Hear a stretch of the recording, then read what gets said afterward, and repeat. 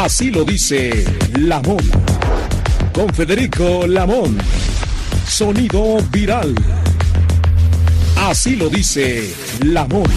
Con Federico Lamón.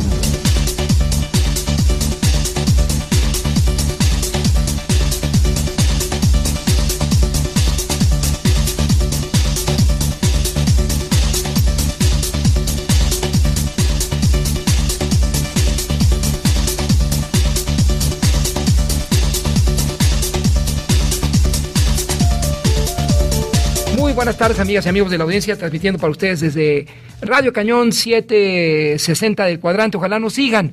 Este es su espacio informativo que comparto con mi amigo el ingeniero, con el colega Mejía, saludando el cambio de guardia de ingenieros y usted, que es el principal actor de la noticia. Y como esta no espera, rápidamente con ellos, los actores de la noticia, vía telefónica, la doctora Elena Azaola. Ella es antropóloga social, especialista en Derechos Humanos y miembro del Consejo Ciudadano de Búsqueda de Personas en la Ciudad de México. En un lustro aumentó 400% el registro de desaparecidos en la capital. Hasta el 15 de mayo de este 23, el registro de la Comisión de Búsqueda de Personas en la capital contabilizó 3,425. Pese a ello, en 2019, cuando se creó, se tenía el registro de 800 casos. En solo 3 años se incrementaron en poco más de 400%. Eso es la magnitud de este tema, sin tomar en cuenta que el registro de la comisión está incompleto, pues no todas las denuncias ante la Fiscalía General de Ernestina Godoy son registradas en la comisión. Precisamente se encuentra vía telefónica la doctora Elena Azaola, antropóloga social, especialista en derechos humanos e integrante del Consejo Ciudadano de Búsqueda de Personas de la Ciudad de México. Le agradezco enormemente, doctora, tomar la llamada telefónica para Radio Cañón 760. Muy buenas tardes para usted. Igualmente para usted, Federico, muchas gracias por la oportunidad. ¿A qué factores atribuye, doctora Elena Azaola, integrante del Consejo Ciudadano de Búsqueda de Personas en la capital, ese incremento de 400% en el registro de desaparecidos en la capital, y si hay alguna media que pueda indicarnos son más hombres que mujeres, niños, adolescentes? Le escuchamos, doctora, por favor. ¿Cómo no? Mire, en primer lugar hay que decir que la desaparición de personas es un problema que siempre ha existido de tiempo atrás. Claro que en los últimos años, en general en el país, no solo en la Ciudad de México, se incrementó particularmente, pues a raíz de que también ha subido la violencia y la mal llamada guerra contra el narcotráfico. Cierto que en la Ciudad de México el fenómeno tiene características distintas a las que se presentan en otras entidades. Digamos que en otras entidades está mucho más relacionado con crimen organizado y todo esto. Aquí también se dan esos casos, pero no tanto.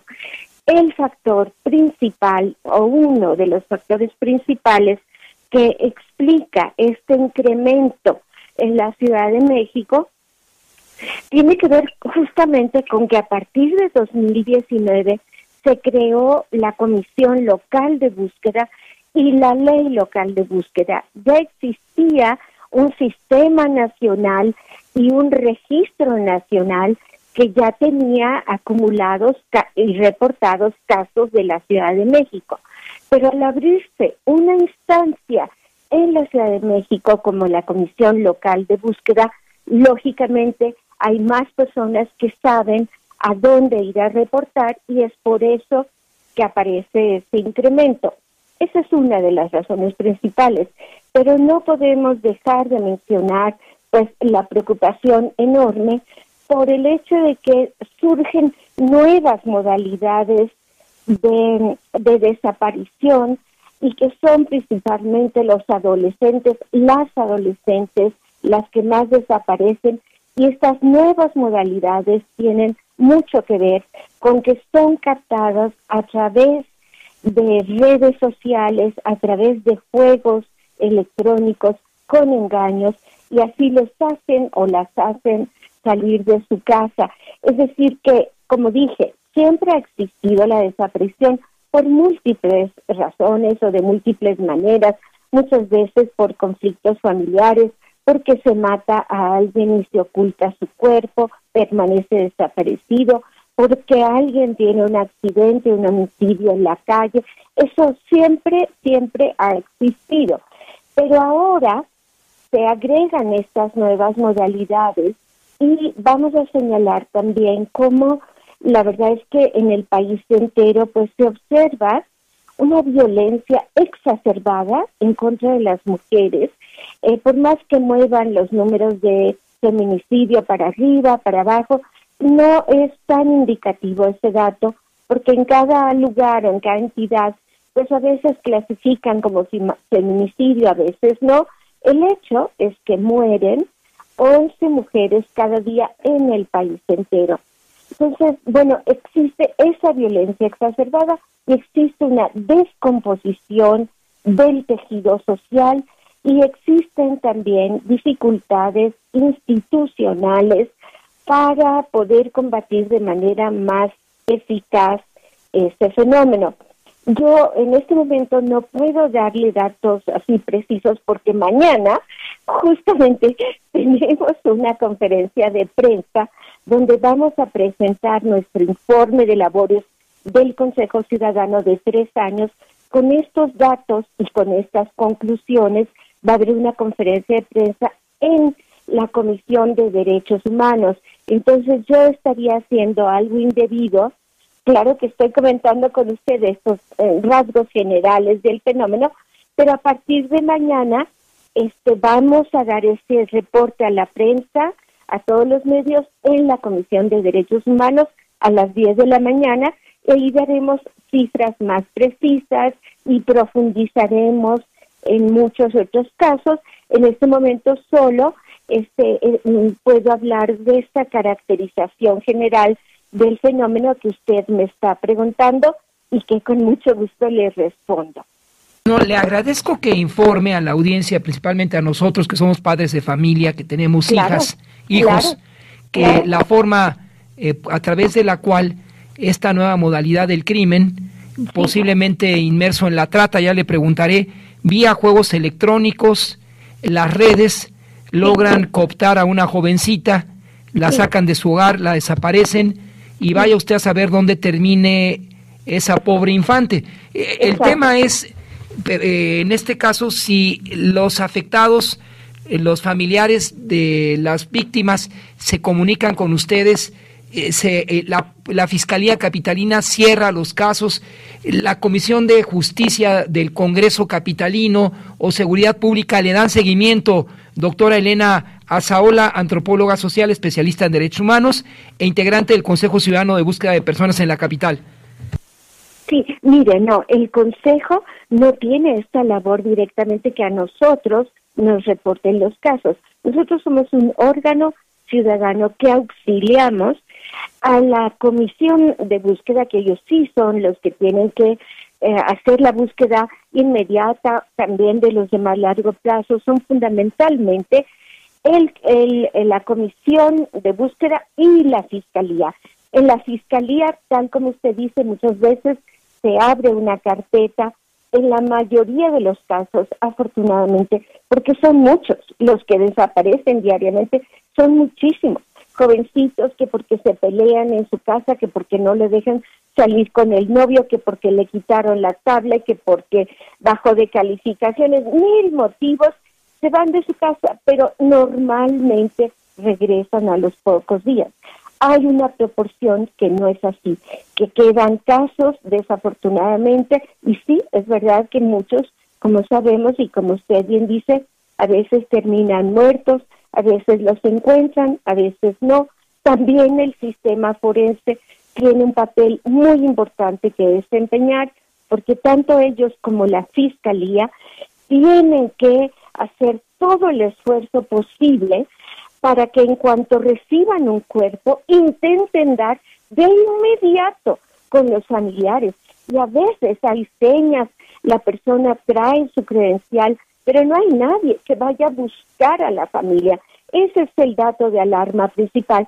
Y muchas de esas personas van a dar a la fosa común mientras su familia, a veces pueden pasar años que está desesperada, se rompe la vida con un dolor inmenso y no da con su familia.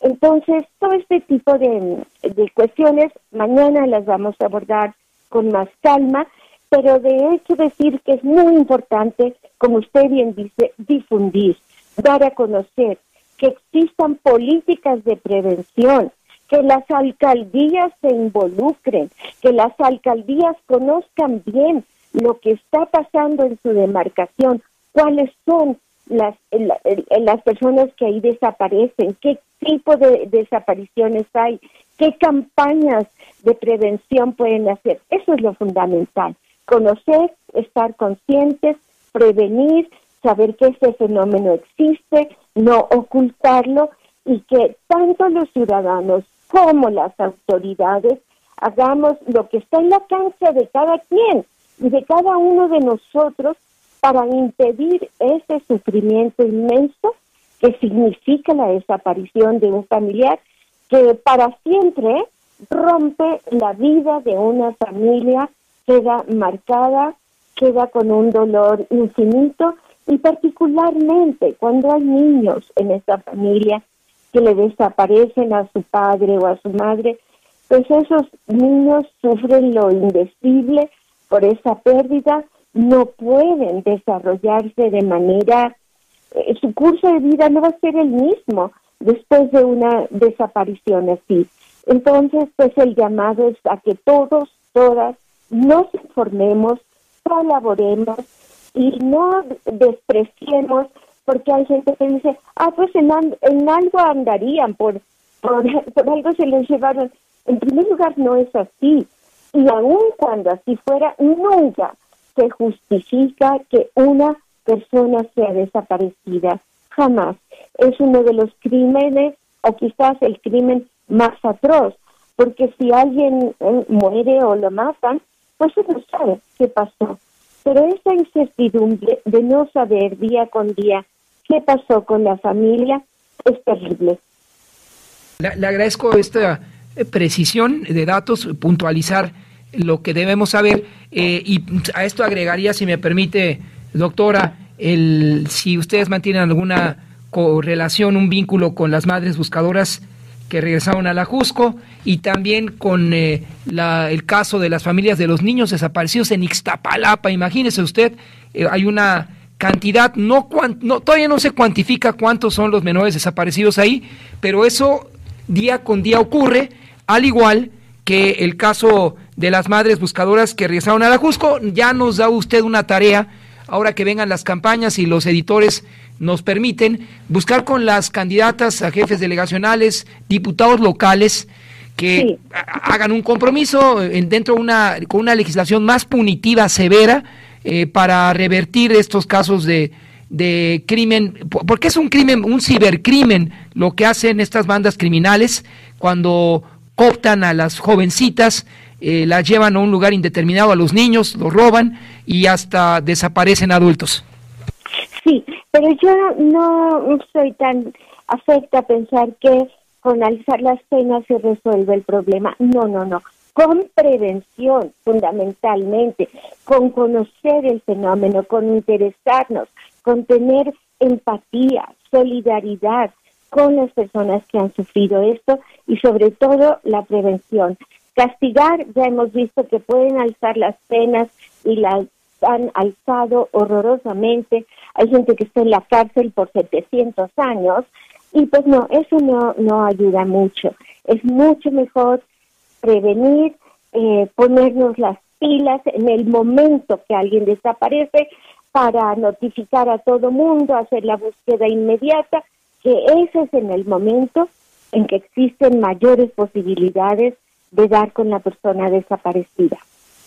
Gracias, doctora. Agradezco haya tomado la llamada para Radio Cañón, y abierta la invitación para usted, como una organización seria, el Consejo Ciudadano de Búsqueda de Personas en la Ciudad de México, para darnos la pauta qué debemos hacer como comunicadores para empoderarlos a ustedes y empoderarnos nosotros mismos con nuestra audiencia a la que nos debemos, doctora. Así es, cómo no, muchas gracias, muy amable, a la orden. Buenas tardes para usted, doctora. Son las 12:14. Ahí queda pendiente el caso de las madres buscadoras que regresaron a la Jusco y los pequeños desaparecidos en Ixtapalapa, la alcaldía más poblada de la ciudad en el oriente de esta capital. 12:15. Así lo dice Lamón. Con Federico Lamón. Sonido viral. Así lo dice Lamón. Son exactamente las 12:18, transmitiendo para ustedes lo más importante que resalta México en el mundo. Entre esos temas resalta la conferencia matutina del presidente, donde celebró la tregua temporal realizada entre Israel y Hamas, que permite la salida de rehenes en la franja de Gaza. Culpó a la jueza que amparó contra la extradición al jefe de seguridad de los Chapitos e insistió, ahí está el tema, en una reforma que permita elegir a jueces y ministros por el voto popular. Finalmente, el Ejecutivo Federal es el que propone una terna al Senado. ¿Por qué no, para hacerlo todavía más democrático, que de esa terna haya un referéndum, se convoque pues a que la ciudadanía, si fuera el caso, le diga al Ejecutivo Federal en funciones: estoy de acuerdo o en desacuerdo con sus candidatos? Pero así lo expuso el presidente por la mañana en el caso del jefe de seguridad de los Chapitos. Y una juez, casi al momento de la detención, le ofrece el amparo para que no sea extraditado. ¿Qué es eso? O sea, si esto no es corrupción, que me digan los ministros de la Corte y el Consejo de la Judicatura, ¿de qué se trata? ¿Esto es derecho? Esto es chueco, a todas luces. Ojalá y algún día estos colegios de abogados, ¿no?, el Instituto de Ciencias Jurídicas de la UNAM, llamara a una rueda de prensa y denunciara todo esto. Denunciar a todo esto. Es el Instituto de Investigaciones Jurídicas de la UNAM. Tiene razón el presidente, dado que no es injustificable que una jueza le ofrezca amparo de extradición a un malandro, así de sencillo, audiencia. Y el presidente debe persuadir al Consejo de la Judicatura. Ahí está Bernardo Batis, que fue su procurador de justicia en la capital, para que desempeñe una tarea que corresponda a la propuesta del Ejecutivo para que Batis fuera ratificado como consejero de la Judicatura.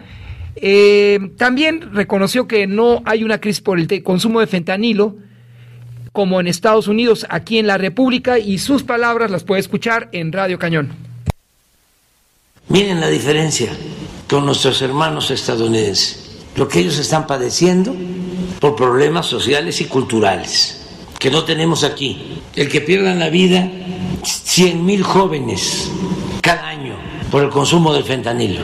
Eso que lo lamentamos mucho, que además estamos ayudando, porque es una cuestión humanitaria y nos duele. Pero el origen de eso tiene que ver con un problema social y cultural. Y eso aquí no se padece. Sus palabras.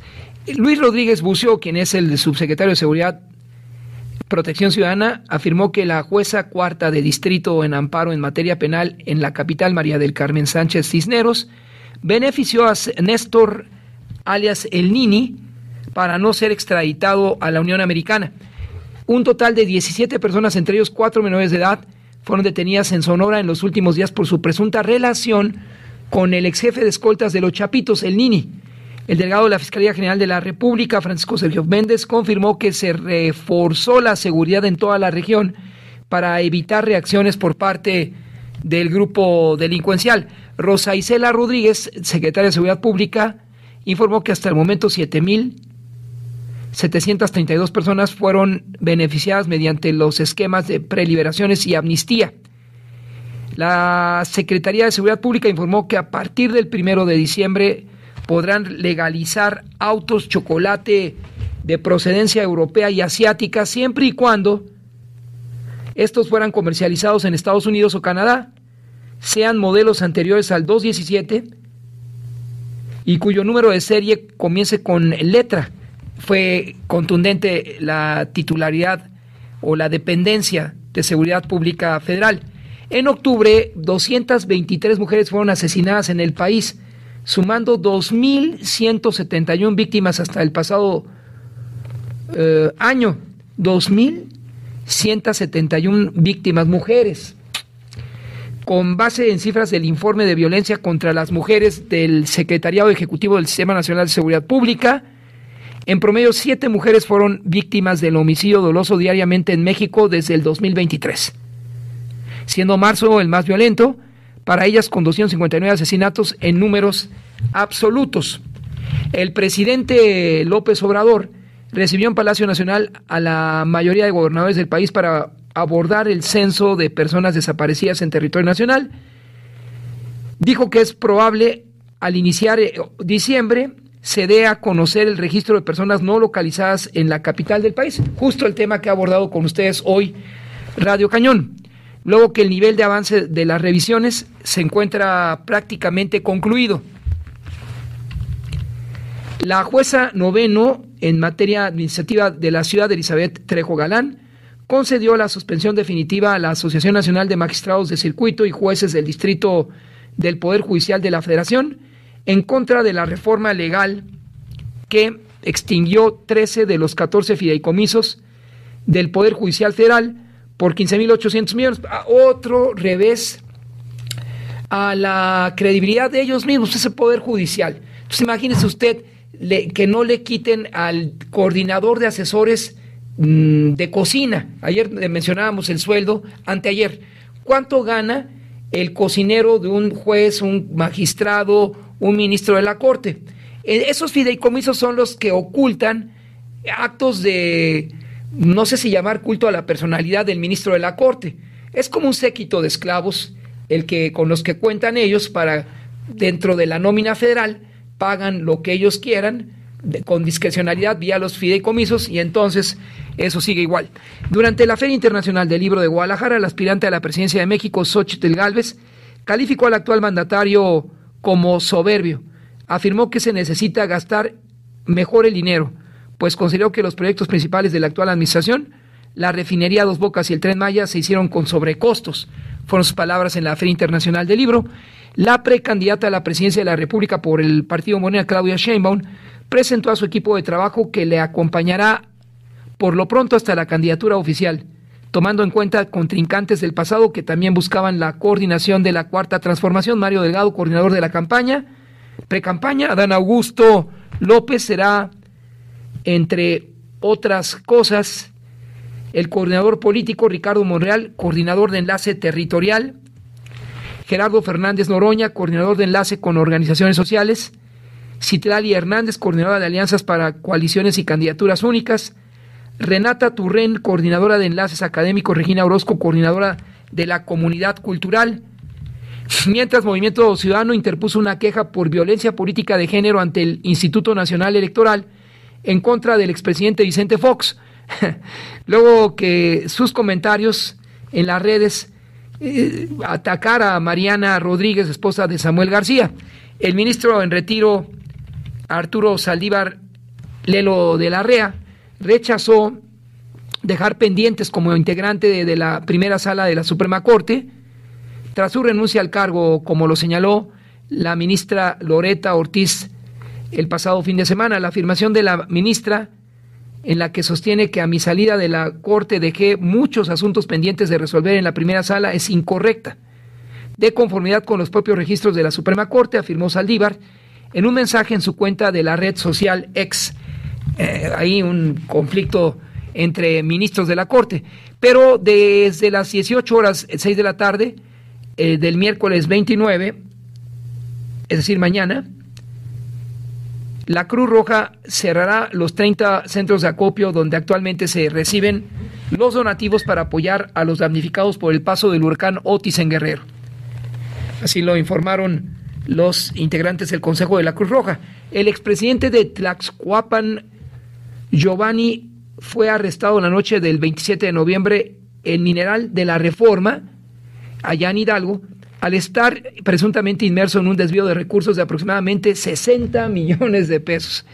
La Cámara Nacional de Maíz Industrializado, la CANAMI, prevé un aumento del 28% de las importaciones de maíz amarillo en 2024, principalmente debido a la sequía que afecta al 78% de la República y por problemas de comercialización y bajos precios. Por primera vez en los 80 años de historia del Instituto Mexicano del Seguro Social, se realizó un trasplante de corazón a un paciente con traqueotomía definitiva. Esto en el Hospital del Centro Médico Nacional, allá en La Raza, donde en un esfuerzo multidisciplinario se salvó la vida de José Luis, un hombre de 55 años que presentó una miocardiopatía dilatada secundaria a una enfermedad de las arterias coronarias. Desapareció la cuenta de Twitter del expresidente Fox después del polémico comentario que escribió en sus publicaciones para referirse a la esposa de Samuel García, gobernador neoleonés. En el clima, tome nota, hace frío en las mañanas y más en el norte del país. El gobierno de Chihuahua alistó albergues y refugios temporales para proteger a migrantes e indigentes del nuevo temporal helado que traerá el sistema frontal 12 y la masa del aire polar que impulsa el pronóstico del Sistema Meteorológico Nacional. Es que habrá en la entidad heladas en la zona serrana, posibilidades de aguanieve y nieve en la Tarahumara, frío generalizado en el estado, entre otras cosas. En el Valle de México, templado, con probabilidad de chubascos y lluvias puntuales fuertes en el Estado de México, que podrían estar acompañadas de descargas eléctricas. Se pronostica la caída de nieve y agua-nieve en la parte superior, 4.200 metros sobre el nivel del mar, en el Nevado, en el Popocatépetl e Iztaccíhuatl, entre otras cosas. Así lo dice Lamón. Don Federico Lamón. Sonido viral. Así lo dice Lamón. 12:32. Temas relevantes en esta capital, lamentables algunos, pero en el Valle de México también y en la región oriente, Protección Civil de Texcoco clausuró la Escuela de Mecánica SEDMA de esa localidad por no cumplir con las medidas de seguridad necesarias luego de conocer el caso donde 2 jóvenes le prendieron fuego a Cristian, presuntamente por bullying. Un tribunal de enjuiciamiento, esto es importante y se quedaron cortos, sentenció a 70 años de prisión a Diego H. por feminicidio de Fernanda Olivares, conocida como La Poli, y por el delito de tentativa contra Fernanda Cuadra, tras atropellarlas en junio del 2021. Recordarán esa imagen que se vio en las redes, terrible, pues el sujeto sucio quedará ahí por lo menos 70 años, no le servirán amparos, y ahí ya no alcanzará en vida a salir esa, dirían, sátrapa. Transportistas de la Ruta 86 de la Unión de Trabajadores del Volante de Netzahualcóyotl bloquearon desde esta mañana los carriles laterales de Calzada General de Ignacio Zaragoza. Imagínense ustedes lo que ocurrió ahí a la altura de la calle Manuel Pedro Romero, en la colonia Ejidal Santa Marta de la alcaldía Ixtapalapa, para denunciar que ayer domingo fue asesinado un transportista del Estado de México por negarse a cubrir la cuota de extorsión. A pesar del cambio de autoridades en el Palacio de Lerdo, sigue igual, no baja, hombre.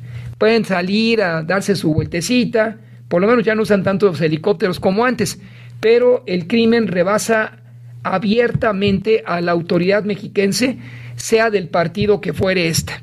Y este es un evento lamentable que ocurre en el nuevo gobierno y en el nuevo inquilinato del Palacio de Lerdo.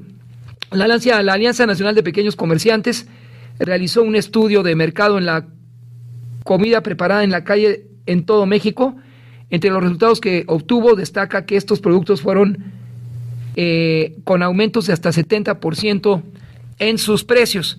El gobierno capitalino inauguró el centro de transferencia nodal de San Lázaro, ya lo echaron a andar por fin, por lo que cada día transitan más de 240,000 personas quienes hacen uso de la línea 1 y B del metro, las 4 y 5 del Metrobús y la terminal de autobús de pasajeros del Oriente. Pero también ahí está la Merced 13, porque con toda la razón del mundo, pues varios comerciantes ya pusieron ahí su...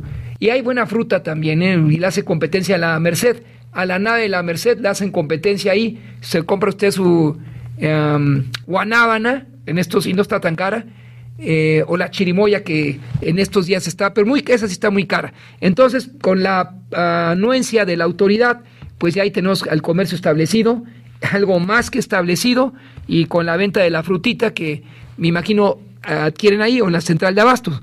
La alcaldía de Miguel Hidalgo pidió al gobierno citadino reforzar el operativo de seguridad y de tránsito en Avenida Constituyentes para evitar asaltos en la esto por el cierre, por la construcción de la tercera línea de cablebús. Claro, el crimen del fuero común no es organizado, pues llega con un revólver y a ver qué automovilista no le da lo que le pidan, porque eso es un cuello de botella infame. Y claro, hay una ausencia total de los cuerpos de seguridad preventiva, y por ello la demanda de esta alcaldía para que el gobierno citadino, a través de la Secretaría de Seguridad Pública Ciudadana, haga algo. La Fiscalía de Justicia también de la capital solicita al Congreso un presupuesto de 9,246 millones de pesos para el próximo año. Desde luego no se lo van a aprobar. Y la ratificación, aún no, ¿verdad? La ratificación de la señora fiscal. La alcaldía de Coajimalpa, en coordinación con Cuauhtémoc, puso en marcha el operativo Diamante Navideño para garantizar la seguridad entre los habitantes de ambas demarcaciones durante la temporada de fin de año. Bajo la idea de contener el avance de la mancha urbana, la Comisión Nacional de Áreas Naturales Protegidas, la CONAMP, inició el proceso para declarar área natural protegida a la zona del lago de Tláhuac-Xico y someterla a la propuesta de consulta a la comunidad. Y por último, la comisión en temas de la capital, también del Valle de México, la Comisión de Gobernación en la Cámara de Diputados aprobó el decreto del presidente López Obrador para extinguir Notimex y lo envió a la mesa directiva para su discusión y votación mañana en el Pleno. Para cerrar solo temas internacionales, en la segunda reunión de los Estados parte del Tratado para la Prohibición de las Armas Nucleares, esto en la sede de Naciones Unidas en Nueva York, y en la que México fungió como presidente, Juan Ramón de la Fuente enfatizó que las armas de destrucción en masa no solo no garantizan la seguridad internacional, sino que realmente lo hacen es poner en peligro la supervivencia de la humanidad. Cabe el espacio para recordar a ustedes que en el año de 85 y 86, en Reykjavik, Islandia, donde hay un volcán en actividad ahora gravísimo, y en Washington, los líderes de la ex Unión Soviética, Mikhail Sergeyevich Gorbachev y Ronald Wilson Reagan, firmaron un acuerdo que prohibió la proliferación de armas de alcance intermedio y de alcance estratégico ofensivo, que son los proyectiles intercontinentales.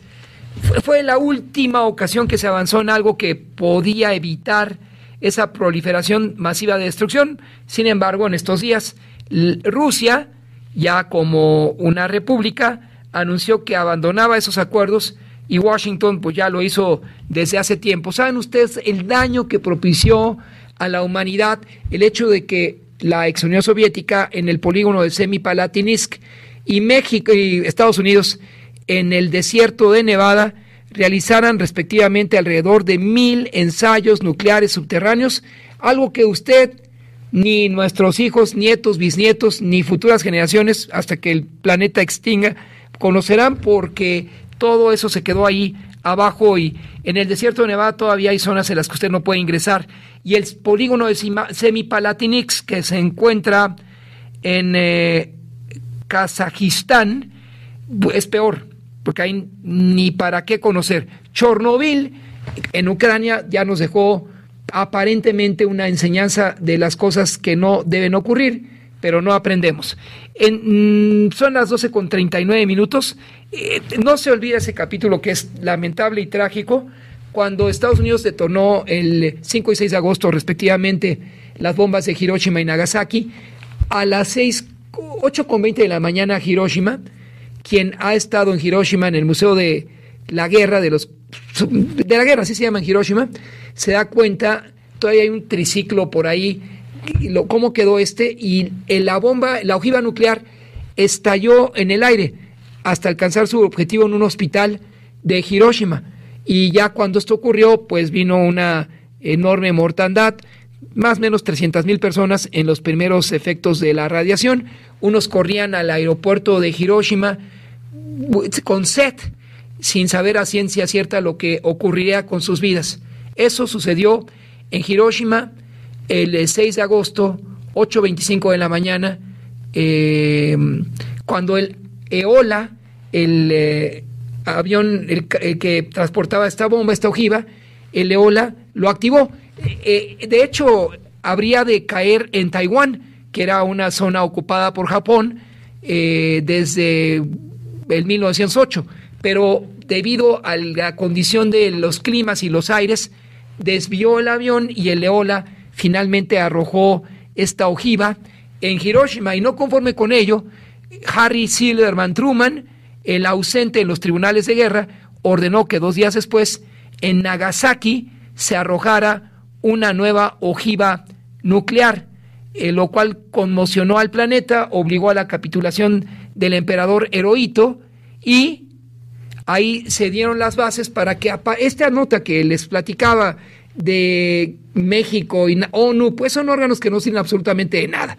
Naciones Unidas quedó rebasado desde hace muchos años en este tema, no tiene sus resoluciones un efecto vinculatorio y se enfrenta al Consejo de Seguridad, donde están 5 naciones que tienen el derecho de veto, como son la República Popular de China, que también realiza ensayos nucleares subterráneos en su propio polígono, Rusia, ex Unión Soviética, Estados Unidos y Francia, en el atolón de Mururoa, como el Reino Unido, los 5 grandes integrantes del Consejo de Seguridad, que en esos términos pues simplemente ignoraron en todos estos años desde la creación de ONU en el 45, ignoraron las resoluciones que llevaban a la detención de la carrera armamentista, lo cual no sucedió.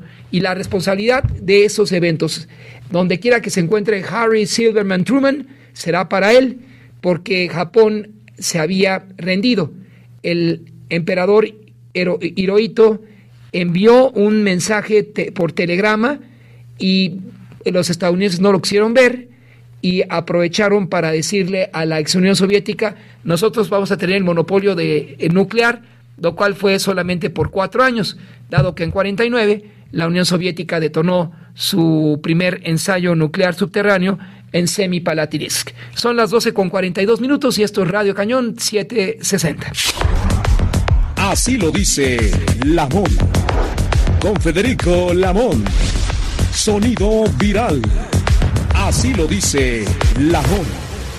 Ingresando brevemente al territorio de las precampañas, el dirigente nacional de Acción Nacional, Marco Cortés, afirmó que Xóchitl Gálvez no tiene cola que le pisen. Dijo que los otros aspirantes son fifís y la verdadera abanderada del pueblo es Xóchitl Gálvez. Esto lo dijo Marco Cortés. Xóchitl es una mujer valiente que habla con la verdad y no tiene cola que le pisen, y por eso es la mejor opción para encabezar un gobierno de coalición para rescatar a México. ¿Y ahora quién? Las candidaturas a debate en la Feria Internacional del Libro. Afirmó que en una candidatura es más importante ser empático que carismático. Destacó que la precandidata de la coalición Fuerza y Corazón por México, entre otras cosas, y digan lo que digan, porque viene desde abajo, es de origen indígena y le ha constatado trabajo abrirse camino en la vida. En agosto, y ayer lo platicábamos, cuando se celebró el Día Internacional de los Grupos Originarios, surgió aquí la duda: ¿México volverá a tener un mandatario de ascendencia indígena? Benito Juárez García lo fue. Al final Juárez falló porque no logró ver más allá de su interés. Murió infortunadamente como mandatario, y lo relevó Fernando Lerdo de Tejada, pero en ese intervalo él sabía ya que el general Porfirio Díaz, su paisano, estaba en crecimiento y a su ausencia podría ser una amenaza para México. Le pregunta a la audiencia: ¿fue una amenaza o no Porfirio Díaz para México? Lo único favorable de Díaz fue que dejó una red ferroviaria importante. porque él quería favorecer al gran capital, de acuerdo con los opositores, los hermanos Flores Magón, que publicaron ahora que hablamos de la revolución, por cierto, el aguizote se llamaba, el de los hermanos Flores Magón, donde denuncian precisamente todos los atropellos de la dictadura de Díaz y a los científicos como Ibn Mantur. Pero Díaz, dentro de toda su tragedia, lo oprobioso que resultó su dictadura, creó una red ferroviaria que le permitió a México tener un cierto crecimiento, y ya nunca más ocurrió nada. De 470 kilómetros la dejó en 22,000, y de 22,000, pues entre los gobiernos revolucionarios y la hegemonía del PRI, el decenio albiazul, creció más o menos otros 13,000 kilómetros. Y en la cuarta transformación, pues fue la apuesta del presidente López Obrador incrementar sobre esas mismas vías una nueva infraestructura que veremos los resultados arroje más adelante. Pero entonces, si usted ve a Porfirio Díaz y a Benito Juárez, que es el tema de reflexión, verá que ambos, porque también Porfirio Díaz era de ascendencia humilde, solo que el poder lo mareó. Si Porfirio Díaz renuncia, cuando lo entrevista el periodista Krillman, allá por ¿cuándo fue la entrevista de Krillman muy famosa? La revolución inicia sus movimientos en el 7, 8 y 10, y Díaz sale del país en el Ipiranga. Pero en ese intervalo, si Porfirio Díaz lograba entender que era necesario no buscar una nueva reelección, tal vez el juicio de la historia frente a él sería diferente a la fecha, pero hoy no lo es, y sus restos mortales permanecen en Montparnasse, en Francia, allá en un panteón francés, bajo la solicitud de sus parientes, de sus bisnietos, para que sean restituidos al territorio mexicano. Si le preguntara a la audiencia en este momento, 55 18 77 60, ¿ustedes serían simpatizantes o no para que los restos de Porfirio Díaz regresen a México? Véanlo desde la dimensión que platica su servidor. Ahora, dirán, entonces usted es un reaccionario que apuesta a los gobiernos oprobiosos. No. Todo lo contrario. Lo que sucede es que le pregunto a la audiencia si vemos eso favorable y también vemos lo negativo. En lo negativo, Díaz creó en Valle Nacional, en su tierra, en la tierra de Juárez y de él, Valle Nacional, Oaxaca, una especie de campo de concentración, como el que tenía la ex Unión Soviética o los chinos también, y ahí llevaba 2 opositores, los sometía a trabajos crueles, criminales, violatorios de todo, y Díaz tenía un compromiso con los grupos privilegiados para hacerlos más ricos en detrimento de la gran mayoría de los mexicanos, y esa fue la causal, junto a una prolongada sequía en el país, dejó de llover mucho tiempo, se generó la hambruna que finalmente propició la revolución del 10, como el 1810. Así que si usted lo evalúa, nos dirá, ¿conviene o no a México regresar los residuos, iba a decir, ¿no? Lo que resta a Díaz en Montparnasse, donde se ubica esa tumba del exdictador? Fue muy querido, por cierto, por los europeos, y al final desechado por los estadounidenses, que vieron en Díaz la amenaza de una alianza con el viejo continente en detrimento a sus intereses, y por ello la persecución contra Díaz, que culminó con su exilio voluntario en Francia, en París, y ahí fue, pues, 3 personas fueron definitivas en esa decisión, entre ellos Ibn Mantur, me parece, el ministro de Hacienda, y que encabezó al grupo de los científicos, y era la carta visible de Díaz para que lo sucediera en el poder, pero Díaz se quedó, faltó a su palabra, a su compromiso, le mintió a Krillman. Krillman era el periodista estadounidense que lo entrevistó, y los resultados ahí los vio Díaz, que a la fecha se conocen. Entonces ahí pues la denuncia. Y esto a propósito de que Marco Cortés afirma que Xóchitl Gálvez es una candidata de ascendencia ñañú. Sí, aunque no lo crea usted, es ñañú. Ella domina el ñañú, y en el estado de Hidalgo hay una comunidad ñañú importante, rezagada por gobiernos priistas, panistas todavía no, y el actual también, que no le hacen mucho caso a los grupos minoritarios que viven en aquella entidad, los ñañú.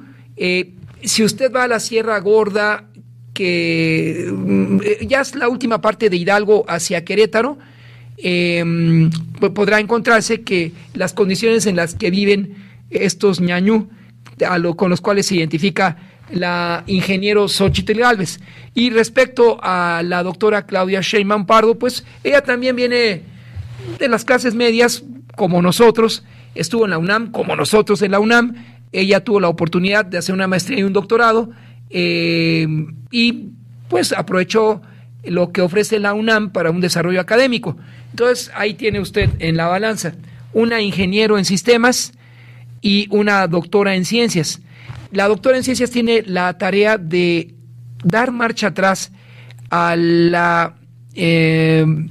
desarrollo de una industria que genera gases que atentan contra el ozono que nos cubre de la capa del sol, y entre otras cosas también buscar energías alternativas. Ella sabe, conoce, y por ello es que ganó tanto a Ricardo Monreal en 2017 la elección para jefa de gobierno, y a Marcelo Ebrard la elección para presidenta de la República. Pero claro, la moneda está en el aire, y tendrán que ser, o vamos a ser 92 millones de mexicanos los que el 2 de junio del 2024 determinemos quién es la mejor autoridad, la que conviene a un México convulso en materia de cambio climático, donde no llueve, donde hay, de acuerdo con un diario de circulación nacional, centenares de municipios que tienen prácticamente agotada su reserva de agua. En fin, es el México que encabezará la presidenta o presidente número 80